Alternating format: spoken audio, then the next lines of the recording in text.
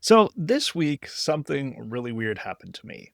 And maybe it's happened to you before as well. So you'll know what it is I'm talking about here. But I felt really foolish because I know for a fact that I wrote down on a grocery list before I went grocery shopping that I needed to buy some juice. And I know I did this because we had been a couple of days without juice and I kept forgetting to buy it. So I made sure that I wrote it down on our grocery list for the week. And I know that I went to the store. I know that I picked up some juice, paid for it, put it in the car, and drove it home. And I thought for sure that I had put it away in the fridge when I got home. Next day at breakfast, I go to the fridge. I pull out the milk for cereal, and I couldn't find where the juice was. That's strange. I mean, we have a specific place that I always put milk and juice and the bigger things in the fridge. It's on the bottom shelf of the fridge, which has the most space between shelves. But I couldn't find the juice. I had no idea where it was. I closed the fridge door, scratched my head, went back to the kitchen table, sat down, put the milk on the table, and started wondering, doubting myself, did I really buy the juice? I thought for sure I did. I got up from the table again, went to the fridge, opened it up, thinking maybe I missed it, moved stuff around. No, there was no juice there. Same thing happened the next day. I just, kind of gave up. I went back to my seat, had my regular breakfast without the juice, just kind of wondering, what? Did I really buy it? Like I said, the next day came, same story. I went to the fridge, opened it up, thinking, okay, maybe it's there. It wasn't there. And I know for sure that I bought this juice. I'm pretty darn sure that I did, but I couldn't find it anywhere. So I remember sitting at the kitchen table that day, scratching my head and thinking, okay, so maybe I actually didn't buy it because it's just not there. That is weird. That is so weird. I had to go back to the fridge for something else, but this something else was actually hanging out in another part of the fridge on the little, when you open up the door, there are sometimes shelves in the back of the door. Well, the thing that I had to pull from the fridge was actually in one of those shelves. So when I opened up the door, can you guess what I found? Yes, the juice. Someone had put the juice in the shelf. And I didn't look there because it wasn't where I was used to finding things. It just used to finding the juice, I mean. Someone had moved it on me, and I was looking in the wrong place, and the juice was there all the time, hiding in plain sight.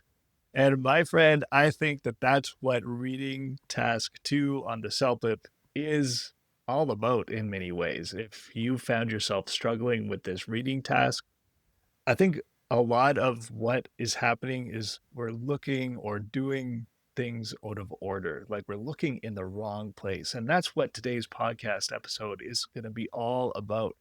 Hi, my name is Aaron. If you don't know me, if this is your first time, welcome to the Self of Success podcast. I'm so glad you're here. Today, we're going to take a little bit of a deep dive into reading task 2.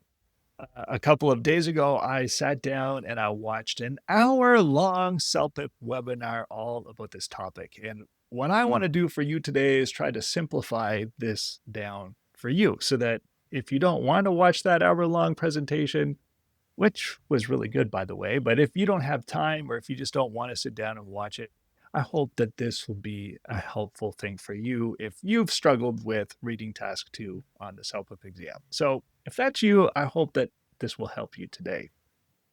So the first thing that you need to be aware of when it comes to this reading task, and by the way, keep in mind that story about the juice because I'm going to be bringing it back in just a second. But the first thing that you need to keep in mind is on the reading section of the exam on reading task 2, you're going to have 9 minutes to complete this section of the exam. And in those 9 minutes, you're going to have to answer 8 questions about a diagram. And then there's actually going to be an email related to that diagram that you're going to have to work with as you are answering the questions. And some of the questions are going to be on the question itself are going to be based in an email on or about the diagram itself, if that makes sense. So you're going to be looking at them both at the same time. On the left-hand side of your screen, you're going to see your diagram, whatever it might be, and we'll talk about the different kinds of diagrams that you might see in just a moment. And then on the right-hand side, you'll see this email written out for you with drop-down boxes that you will have to use to select the right answer pertaining to the diagram. So that's how this reading section works. And the kinds of diagrams that you can find on this fabulous and wonderful section of the CELPIP exam could be things like bus routes. It could be things like a formal invitation to something, like maybe a wedding. It could be like a itinerary for a big event. Like if you've ever gone to an event, sometimes they give you these little papers. I went to one about maybe 4 or 5 months ago, and it was a multi-day event, and we had this little pamphlet filled with each of the things that we were going to be doing, like with the times, with where we were going to be meeting, and so on and so forth, and the topics that we were going to be talking about. And all that was on our itinerary. So you might have a diagram like that. It could be a guide around filling out a certain application form. And I know, my friend, for you, you're probably an expert at filling out government forms by now. I'm so sorry there are so many of them that you need to work through. They are a pain in the butt, aren't they? They are so hard. I had to help my wife with her paperwork to get her citizenship, and for my children as well. So much paperwork and so many guides that you have to follow as you're working through, right? There's just so much. It makes my head hurt just to think about how much work those things are. So maybe one of the diagrams that you'll have to be working on is a guide on filling out a certain form. And finally, you might be faced with a brochure, like a travel brochure. And actually, on the CELPIP webinar that I watched, they were working on, well, there were 4 different uh, brochures or information packages about 4 different locations. And it was all on one page, but 4 different ones. And so that might be something that you will have to deal with. So that's what I mean by diagrams. So what should you do? This is kind of where that juice story comes in, because I was looking in the wrong place for something that was in kind of plain sight. It was right there in front of me. I just needed to look in the right place. And I think that one of the biggest mistakes that test takers make when they're doing the reading section of the CELPIP is that they immediately dive into trying to answer the question. They get all worried and concerned about that ticking time that they have. Oh my gosh, I only have 9 minutes.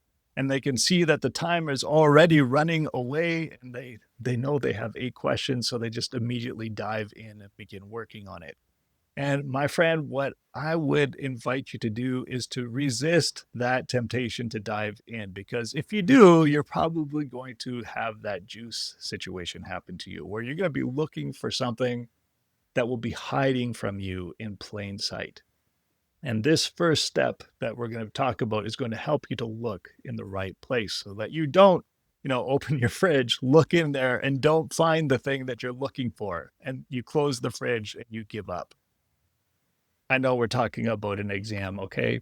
But what I'm trying to get at here is, if you skip this step, it's called previewing. If you skip it, chances are higher that you're going to miss what you're looking for, and it's just there in plain sight, but you didn't know where to look. And previewing will help you to solve that problem.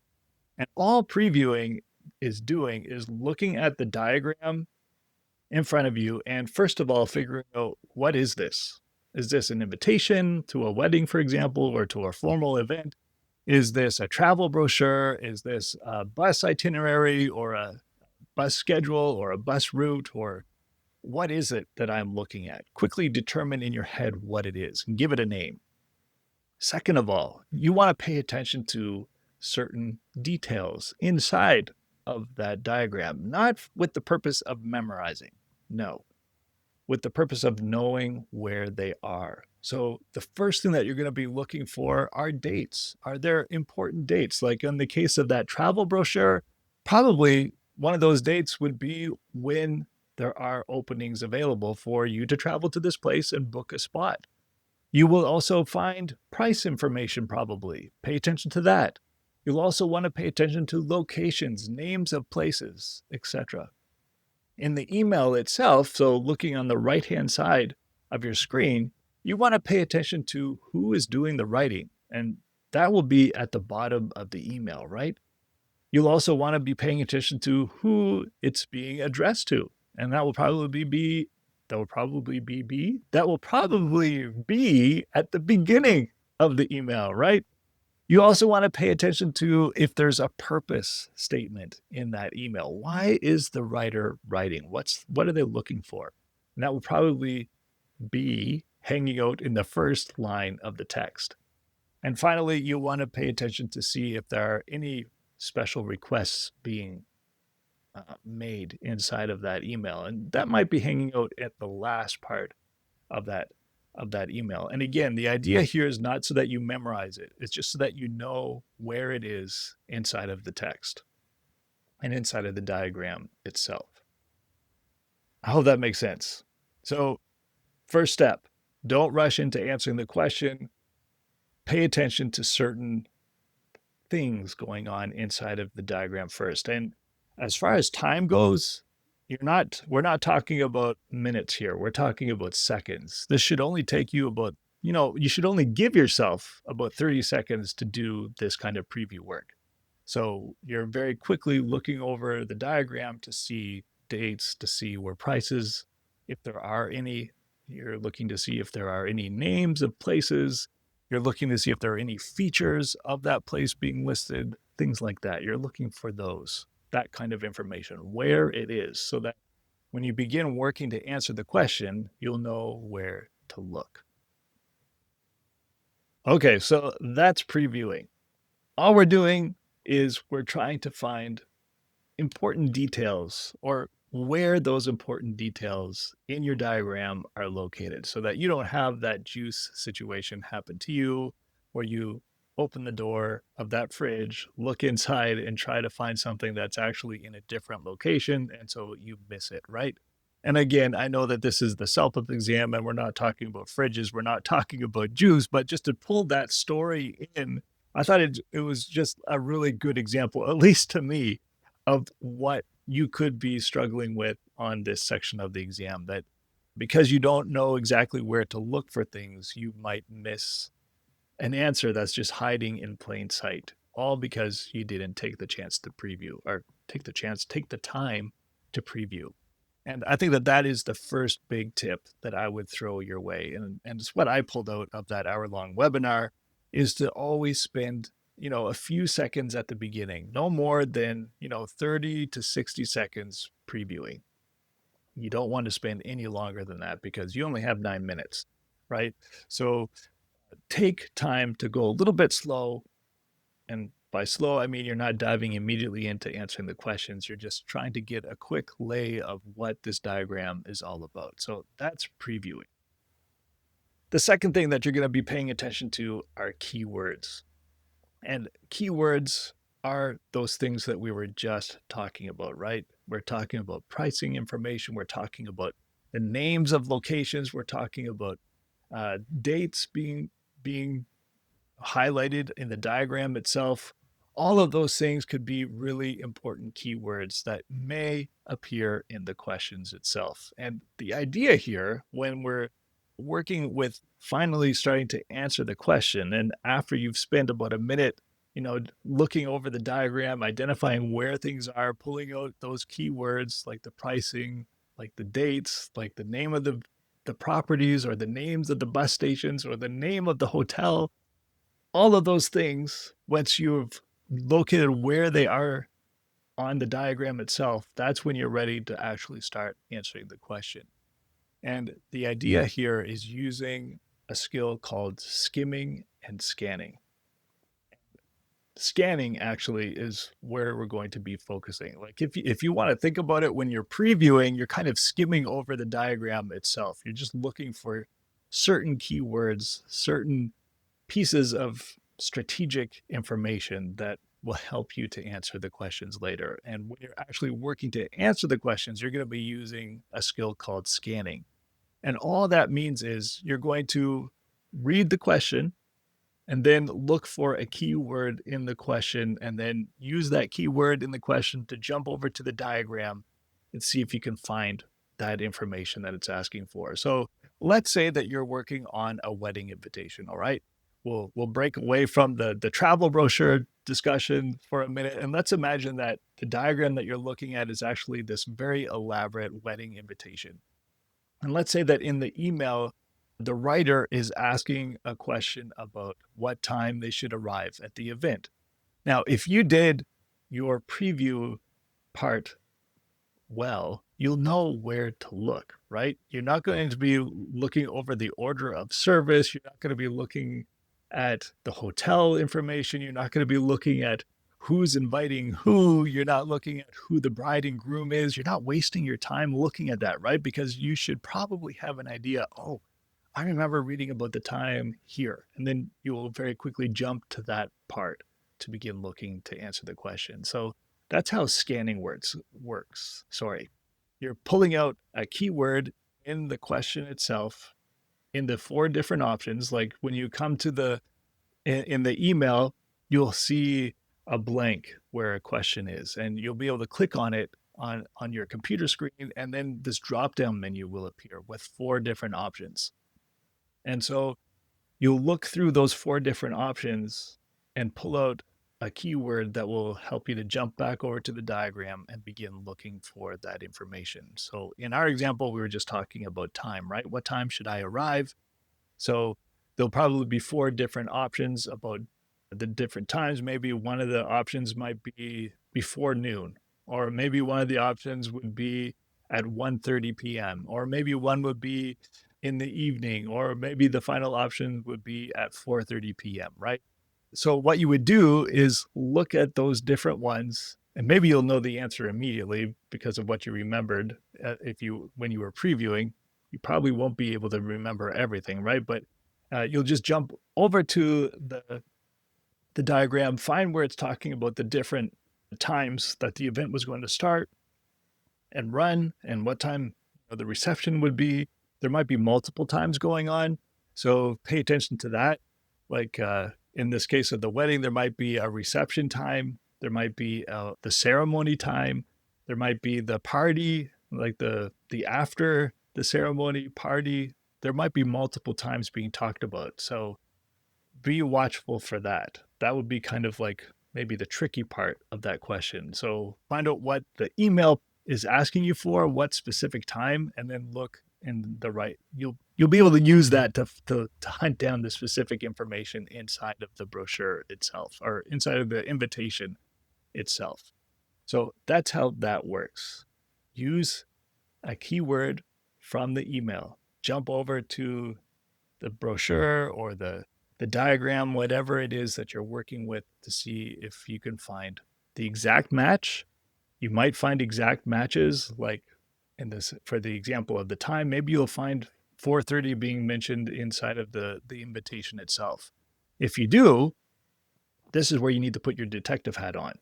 If you do find an exact match, if you see 4:30, for example, as an option in the email itself, and you know that there's a 4:30 being talked about on the wedding invitation, don't automatically assume that that's the right answer. That's really important. You should definitely zoom over to the diagram and look really closely at that and make sure that, okay, I know I saw 4:30. I'm going to jump over to the diagram. I'm going to double check and see if that 4:30 is talking about the same thing as being mentioned in the email. So let's say, for example, that in the email, the the question is, what time should I arrive, right, for the ceremony, the first part. And if I jump over at the invitation, the wedding invitation, maybe there is a 4:30 being mentioned there. So you'll think, oh, maybe that's something I should pay attention to.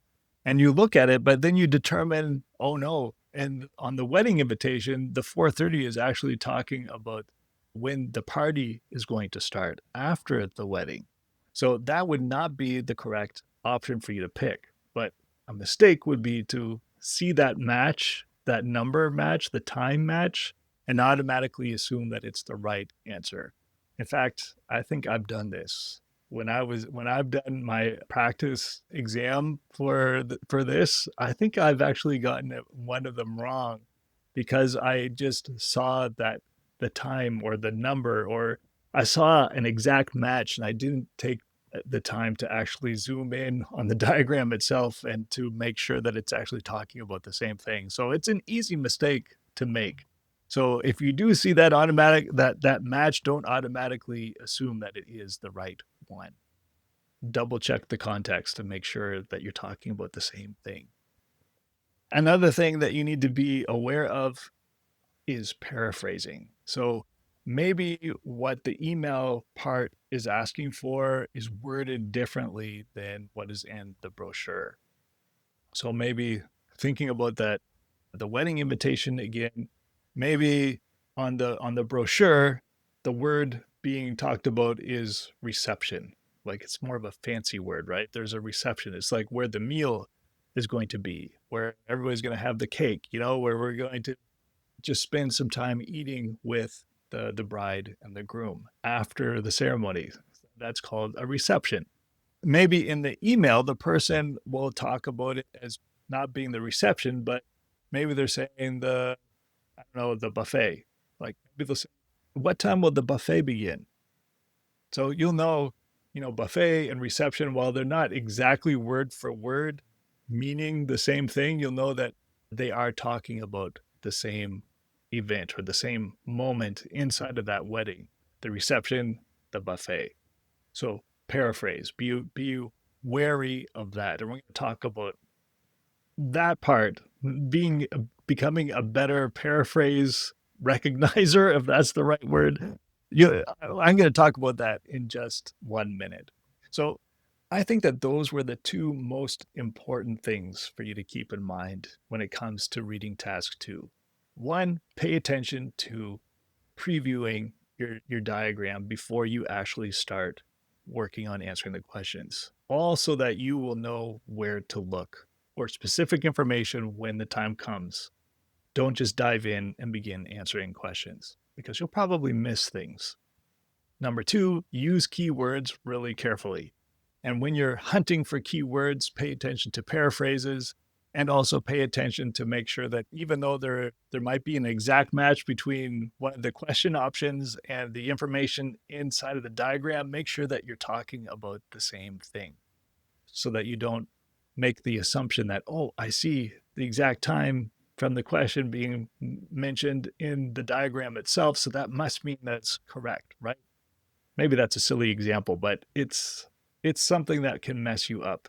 I know for a fact that I've done a practice test and I've gotten one wrong because I didn't take the time to zoom in and check out the context on the diagram itself. I just saw a match and I thought that's got to be right.